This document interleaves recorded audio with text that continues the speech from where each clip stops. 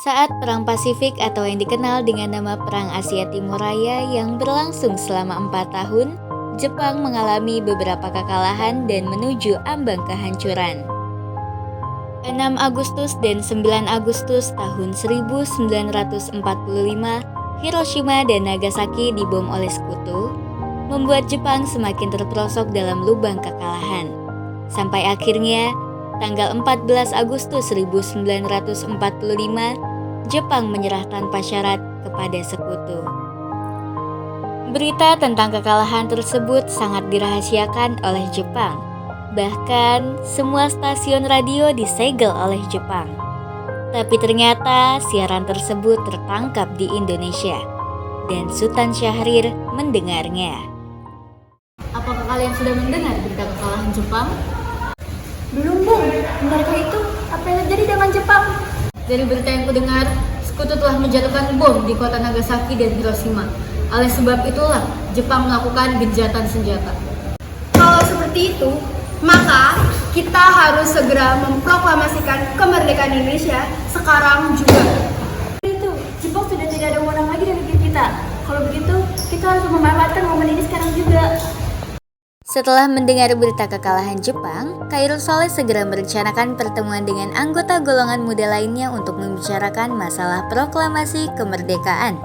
Pertemuan ini dilangsungkan di Jalan Pegangsaan Timur, nomor 17, pukul 8 waktu Indonesia bagian Barat. Teman-teman sekalian, apakah kalian sudah mendengar tentang berita kekalahan Jepang? Belum, kawan. Dari mana kau tahu tentang berita itu? Barusan saya berkumpul dengan Sukarni dan juga Syahir.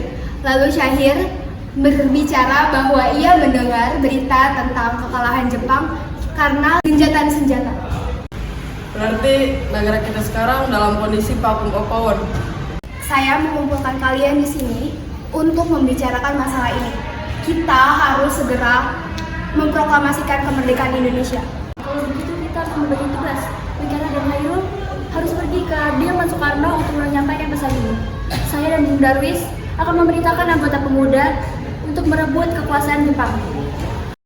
Pada kediaman Soekarno, tepatnya di Jalan Pegangsaan Timur nomor 56 Jakarta, pukul 10 waktu Indonesia bagian Barat, terjadi perdebatan serius antara golongan pemuda dengan Soekarno. Kita harus memproklamirkan kemerdekaan sekarang, Bung. Ini batang leherku. Sayat aku ke pojok itu sekarang, dan potonglah leherku malam ini juga. Kalian tidak perlu menunggu hari esok. Tapi ini waktunya sudah sangat tepat, Bung. Jepang sudah kalah dengan sekutu. Tak ada lagi yang harus kita tunggu. Kekuasaan sudah tidak ada lagi di negeri ini. Rakyat sudah banyak menderita atas penjajahan ini. Jepang adalah masa yang silam. Belum lagi kita harus menghadapi Belanda yang hendak kembali berkuasa di negeri ini. Jika saudara tidak setuju dengan apa yang saya katakan dan mengira diri saudara telah sanggup menompang kekuatan sendiri, mengapa datang kepada Soekarno dan memintanya untuk memproklamirkan kemerdekaan? Apakah kita harus menunggu janji Jepang untuk memerdekakan negara ini, Bung? Mengapa harus menunggu? Bahkan Jepang saja sudah kalah dengan perang sucinya itu. Tapi semakin cepat kita memproklamasikan kemerdekaan, akan semakin cepat pula kita mengakhiri penderitaan rakyat yang sudah ditanggung selama ini. Inilah yang sudah kita tunggu-tunggu dari dulu, Bung. Baiklah, tapi berikan kami waktu untuk berunding sebentar. Kemudian, para anggota golongan tua yang berada di kediaman Soekarno langsung membicarakan permasalahan tersebut. Bagaimana ini? Para pemuda menuntut untuk segera memproklamasikan kemerdekaan. Menurut saya, yang terpenting sekarang adalah menghadapi sekutu yang hendak berniat kembali berkuasa di negeri ini. Selain itu, masalah kemerdekaan sebaiknya dibicarakan lagi dalam sidang PKI 18 Agustus mendatang. Lalu, bagaimana pendapat golongan muda? Apa kita abaikan saja? Lagi pula, mereka masih muda. Kita harus mempersiapkan semuanya dengan matang. Kalau tidak, bagaimana dengan kemerdekaan kita nantinya? Baiklah, Bung. Berarti kita semua sudah sepakat. Setelah selesai berunding, para golongan tua memutuskan untuk tidak tergesa-gesa mengenai hal proklamasi kemerdekaan. Hal ini masih akan dibicarakan lagi dalam sidang PPKI. Dengan berat hati mendengar keputusan tersebut, para pemuda pun meninggalkan kediaman Soekarno. Tetapi mereka tidak putus asa. Mereka pun menyusun strategi bagaimana membujuk Soekarno dan Hatta untuk memproklamasikan kemerdekaan sesegera mungkin. Akhirnya mereka memutuskan untuk mengasingkan kedua tokoh itu ke Ranges Dengklok agar terhindar dari desakan pemuda dan pengaruh Jepang di Jakarta. Sampai pada akhirnya tibalah momen saat perumusan teks proklamasi yang dilakukan di rumah Laksamana Maeda. Hal ini dihadiri oleh golongan pemuda yaitu Soekarni, Sudiro, dan BM Dia yang menyaksikan Soekarno, Hatta, dan Mr. Ahmad Subarjo membahas rumusan naskah proklamasi. Acara perumusan naskah proklamasi berjalan lancar, tidak ditemukan kesulitan untuk menemukan rumusan yang tepat. Sebagai hasil pembicaraan mereka bertiga, diperolehlah rumusan yang ditulis tangan oleh Soekarno. Tepatnya pada tanggal 17 Agustus tahun 1945 pukul 4 waktu Indonesia bagian Barat, dibacakanlah rumusan naskah proklamasi untuk yang pertama kalinya di depan para hadirin yang berada di rumah Maeda yang langsung disetujui.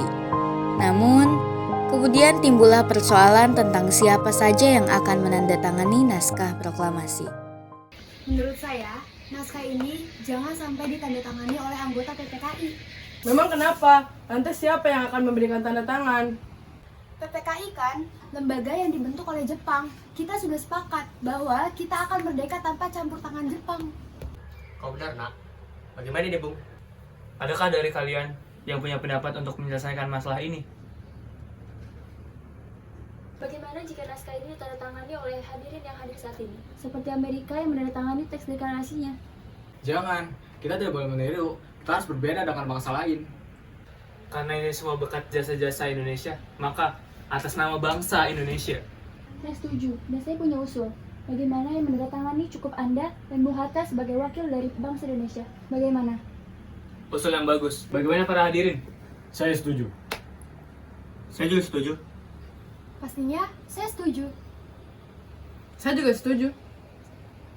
Indonesia tanah air beta pusaka abadi nan jaya. Indonesia sejak dulu kala tetap dipuja-puja bangsa. Di sana tempat lahir beta, dibuai, dibesarkan bunda, tempat berlindung di hari Proklamasi kami, bangsa Indonesia, dengan ini menyatakan kemerdekaan Indonesia. Hal-hal yang mengenai pemindahan kekuasaan dan lain-lain diselenggarakan dengan cara saksama dan dalam tempo yang sesingkat-singkatnya. Jakarta, 17 Agustus 1945, atas nama bangsa Indonesia, Soekarno, Hatta. Indonesia ibu pertiwi, kau ku puja, kau ku kasihi.